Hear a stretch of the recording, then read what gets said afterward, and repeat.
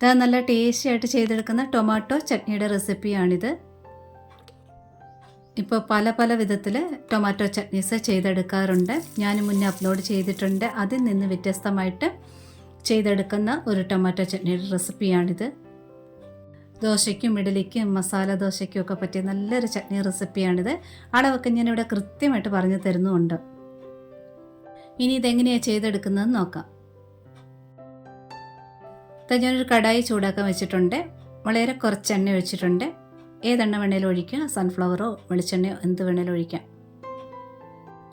ഇനി ഞാൻ 3 സ്പൂൺ ഉഴുന്ന് പരിപ്പാണ് ചേർക്കുന്നത്. ഇതാ ലെവലിലാണ് എടുത്തിട്ടുള്ളത്. അളവ് കൃത്യമായിട്ടിരിക്കണം. ഇതൊരു 4-5 പേർക്ക് അളവിന് കഴിക്കാവുന്ന രീതിയിലാണ് തയ്യാറാക്കിയെടുക്കുന്നത്. ഇനി ഗ്യാസിൻ്റെ തീ നല്ലവണ്ണം കുറച്ച് വെച്ചതിന് ശേഷം നന്നായിട്ട് ഇളക്കി കൊടുക്കുക. ഇതൊന്ന് മൂപ്പിച്ചെടുക്കണം. ഒരേപോലെ എല്ലാ ഉഴുന്ന് പരിപ്പും മൂത്ത് വരണം. നന്നായിട്ട് ഇളക്കി കൊടുത്തുകൊണ്ടിരിക്കുക.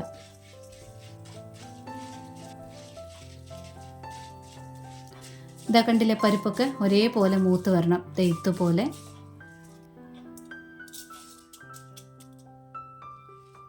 ഈ സമയമാകുമ്പോൾ 2 വറ്റൽമുളക് ചേർക്കുക. കൂടെ തന്നെ കനം കുറഞ്ഞ് അരിഞ്ഞ് 3 പീസ് ഇഞ്ചി ചേർക്കുക. 4 വെളുത്തുള്ളി ചേർക്കുക. ഇനി ഇതിൻ്റെ കൂടെ തന്നെ ചേർക്കേണ്ടതാണ് തേങ്ങ എടുത്തിട്ടുണ്ട്. അരക്കപ്പിലും താഴെയായിട്ടാണ് പൂളിയെടുത്ത തേങ്ങയാണ് ചേർക്കുന്നത്. തേങ്ങ വളരെ കുറച്ച് മതി. അതുപോലെ തന്നെ നമ്മുടെ തേങ്ങ ഇങ്ങനെ സ്ലൈസ് ആക്കുമ്പോൾ കനം കുറഞ്ഞ് വേണം സ്ലൈസ് ആക്കി എടുക്കാനായിട്ട്. ആ ഇഞ്ചിയുടെയും വെളുത്തുള്ളിയുടെയും ഒപ്പം തന്നെ ആ തേങ്ങായി ഒന്ന് നല്ലവണ്ണം ചൂടായി വരണം. ഏകദേശം ഒരു 1 മിനിറ്റ് നേരത്തോളം ഒന്ന് ഇളക്കി കൊടുക്കണം. ഒരുപാട് നേരമൊന്നും വഴറ്റുകയും വേണ്ട, 1 മിനിറ്റ് മതിയാകും. നല്ലവണ്ണം ഇളക്കി കൊടുക്കണം. കാരണം ഈ അടിയിലടിയിലാണ് ഉഴുന്നുപരിപ്പ് കിടക്കുന്നത്. അല്ലെങ്കിൽ പരിപ്പ് മാത്രമായിട്ടങ്ങ് ഒരുപാട് മൂത്ത് പോകും. നന്നായിട്ട് ഇളക്കി കൊടുക്കുക. ഇഞ്ചിയൊക്കെ നല്ലവണ്ണം ചൂടായി കഴിയുമ്പോൾ നല്ലൊരു സ്മെല്ലായി സമയത്ത്.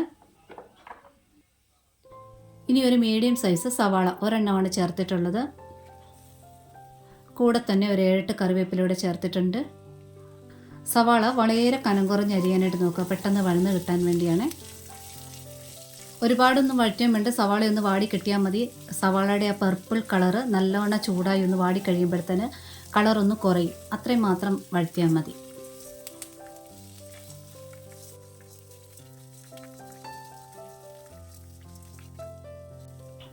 ഇതാ സവാളയുടെ ആ കളറൊക്കെ ഒന്ന് കുറഞ്ഞ് ഒന്ന് വാടി കിട്ടിയിട്ടുണ്ട്. ഇത്രയും മതി. ഇനി ഇതിലോട്ട് ചേർക്കുന്നത് 2 തക്കാളി എടുത്തിട്ടുണ്ട്. നല്ല പഴുത്ത തക്കാളി. അതും കനം കുറഞ്ഞ് അരിഞ്ഞ് ചേർക്കുക.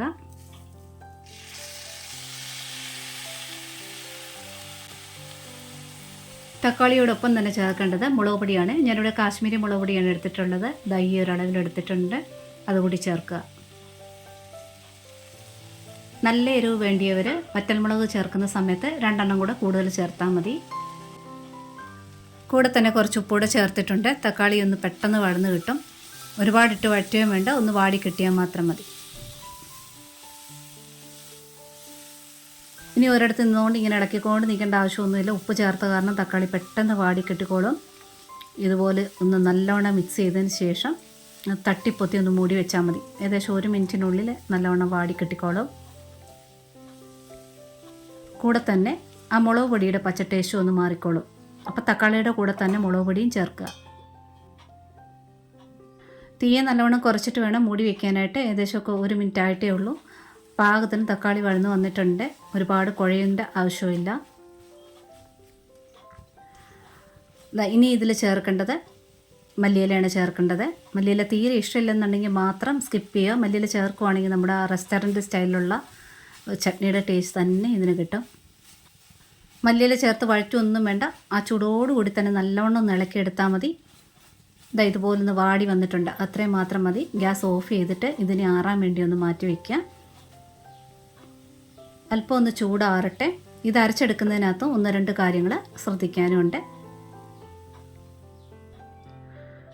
ഇനി ചൂടാറിയതിന് ശേഷം മിക്സർ ജാറിനകത്തോട്ട് മാറ്റുകയാണ്. ഇനി മിക്സർ ജാറിനകത്തിട്ട് ആദ്യമേ ഒന്ന് വെള്ളം ചേർക്കാതെ ഒന്ന് അരച്ചെടുക്കണം. തേങ്ങ വളരെ കനം കുറഞ്ഞ് തന്നെ അരിഞ്ഞ് വേണം ചേർക്കാനായിട്ട്. ഇത് ഒരുപാട് അങ്ങ് മഷി പോലെ അരച്ചെടുക്കുന്ന ചട്നിയല്ല, കുറച്ച് തരിതരിപ്പായിട്ടാണ് അരച്ചെടുക്കുന്നത്. അപ്പോൾ കട്ടി കൂടുതൽ തേങ്ങയ്ക്കാണെന്നുണ്ടെങ്കിൽ അരയാതെ ഇങ്ങനെ കട്ടക്കട്ടയായിട്ട് കിടക്കും. ഇത് വെള്ളം ചേർക്കാതെ ഒന്ന് അരച്ചെടുത്തുകൊണ്ട് വന്നിട്ടുണ്ട്. ഇനി അരയാൻ ആവശ്യമുള്ള വെള്ളം ഒഴിക്കുക. വീണ്ടും ഒന്ന് അരച്ചെടുത്തുകൊണ്ട് വരാം. ഇത് ഈ ഒരു പരുവത്തിൽ വേണം അരച്ചെടുക്കാനായിട്ട്. ഒരുപാട് കുഴകുഴാന്ന് അരയ്ക്കാതെ ഈ ഒരു പരുവത്തിൽ. ഇതിലിനി കുറച്ചുകൂടെ വെള്ളം ചേർക്കണം. ഇത്രയും കട്ടിക്ക് വേണമെങ്കിൽ ഇത്രയും കട്ടിക്കായിട്ട് ചട്നി യൂസ് ചെയ്യാം. ഇത് കുറച്ചുകൂടി ലൂസാക്കണമെന്നുണ്ടെങ്കിൽ ലൂസാക്കാം. തക്കാളിക്ക് നല്ല പുളിയുള്ളതാണെന്നുണ്ടെങ്കിൽ, പുളി കൂടുതലാണെന്നുണ്ടെങ്കിൽ ബാലൻസ് ചെയ്യാനായിട്ട് ഒരല്പം ശർക്കരപ്പൊടിയോ പഞ്ചസാരയോ ചേർക്കാവുന്നതാണ്. നല്ല ടേസ്റ്റാണ്. ഉപ്പ് പാകത്തിനല്ല എന്നുണ്ടെങ്കിൽ ഇതുപോലെ കുറച്ച് ഉപ്പുകൂടി ഈ സമയത്ത് ചേർക്കുക. ഇതൊന്ന് മിക്സ് ആകാൻ വേണ്ടി ഒന്ന് പൾസ് ചെയ്തെടുക്കുവാണെങ്കിൽ അരയ്ക്കേണ്ട, പൾസ് ചെയ്തെടുത്തുകൊണ്ട് വരാം. അതിനുശേഷം ഞാൻ കുറച്ച് വെള്ളം കൂടി ഒഴിച്ചിട്ടുണ്ടായിരുന്നു. ഞാൻ ഈ ഒരു പരുവത്തിലാണ് ലൂസാക്കി എടുത്തിട്ടുള്ളത്. നമ്മളിപ്പോൾ ചട്നിയൊക്കെ രാവിലെ അരച്ചെടുത്തിട്ട് 4 മണിക്ക് കുട്ടികൾക്കൊക്കെ വേണ്ടി ചേർത്ത് നമ്മൾ ഉണ്ടാക്കി വെക്കുകയാണെന്നുണ്ടെങ്കിൽ തിളപ്പിച്ചരച്ച വെള്ളം ഒഴിച്ച് വേണം ചട്നി അരച്ചെടുക്കാനായിട്ട്. രാവിലെ തന്നെ അരച്ച് രാവിലെ തന്നെ തീർക്കാനാണെന്നുണ്ടെങ്കിൽ പച്ചവെള്ളം ഒഴിച്ചാലും മതി. ഈ ചട്നി നല്ല കട്ടിക്കെടുക്കുകയാണെന്നുണ്ടെങ്കിൽ നല്ല നൈസായിട്ടുള്ള ദോശയിൽ ഇങ്ങനെ തേച്ച് മടക്കിയെടുക്കാൻ നല്ല ടേസ്റ്റാണ്. ഇത് താളിച്ചില്ലേലും നല്ല ടേസ്റ്റാണ്. താളിക്കണമെന്ന് ഒട്ടും നിർബന്ധമില്ലാത്തൊരു ചട്നിയാണിത്. താളിക്കുവാണെങ്കിൽ ചെറുള്ളി ചേർക്കേണ്ട ആവശ്യമില്ല. കടുകും വറ്റൽമുളകും കുറച്ച് കറിവേപ്പിലയൂടെ ചേർത്താൽ മതി. ഇതിൽ പുളി ഞാൻ ചേർക്കുന്നില്ല. തക്കാളിയുടെ പുളി ധാരാളമായിരിക്കും. പുളി അഡ്ജസ്റ്റ് ചെയ്യാൻ വേണ്ടി അല്പം പഞ്ചസാര ശർക്കരപ്പൊടി ചേർക്കും. നല്ല ടേസ്റ്റാണ് ചട്നിക്ക്. പിന്നെ വൈകുന്നേരത്തേനൊക്കെ വേണ്ടി ചേർത്തുണ്ടാക്കുവാണെങ്കിൽ വെള്ളം ഒഴിക്കേണ്ട കാര്യവും പറഞ്ഞു തന്നിട്ടുണ്ട്. ട്രൈ ചെയ്ത് നോക്കുക. ഈ റെസിപ്പി ഇഷ്ടപ്പെട്ടിട്ടുണ്ടെങ്കിൽ ഒന്ന് ലൈക്ക് ചെയ്ത് സപ്പോർട്ട് ചെയ്യാൻ മറന്നുപോലെ. Notification bell button all option ഒന്ന് എനേബിൾ ആക്കിയിടാനും മറക്കല്ലേ.